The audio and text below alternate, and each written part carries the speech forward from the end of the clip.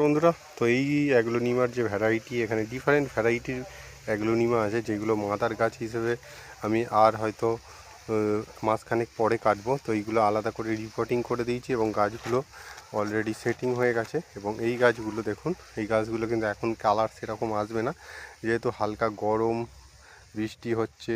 তো এটা ঠিক বর্ষার মুখে মুখে খুব সুন্দর গ্লেজ আসবে গাছগুলো। তো এই গাছগুলো দেখুন, এখানে আপনাদের দেখাচ্ছি প্রচুর পরিমাণে গাছ কাটিং হয়েছে। এবং এইখানে যে গ্রিন ভ্যারাইটি আছে, এইগুলো কিন্তু এখনও কাটিং করতে বাকি আছে। তো এই বেডটা কাটিং হয়েছে, এরপরে 1000-এর বেড এইটা কাটিং হয়েছে, এবং এইখানে 1000-এর বেড দেখুন। মোট 3000 গাছ আমার কাটিং হয়েছে, 3-4 হাজারের মতো।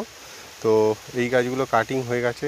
এবং এইখানে যেসব গাছগুলো একটু ডিস্টার্ব হয়ে গেছিলো, তো সেই গাছগুলো কিন্তু আস্তে আস্তে গ্রোথ নিচ্ছে। এবং এইগুলোকে কিন্তু এবার আমরা 6 ইঞ্চি গ্রো ব্যাগে রিপোর্ট করে দেবো, এবং সেই সব ভিডিও কিন্তু আপনাদের সামনে আসতে চলেছে। এবং এইখানে কিছু গ্রিন ভ্যারাইটি, এইগুলোও কিন্তু কাটিং হবে। তো নমস্কার, এখানে শেষ করছি। নমস্কার।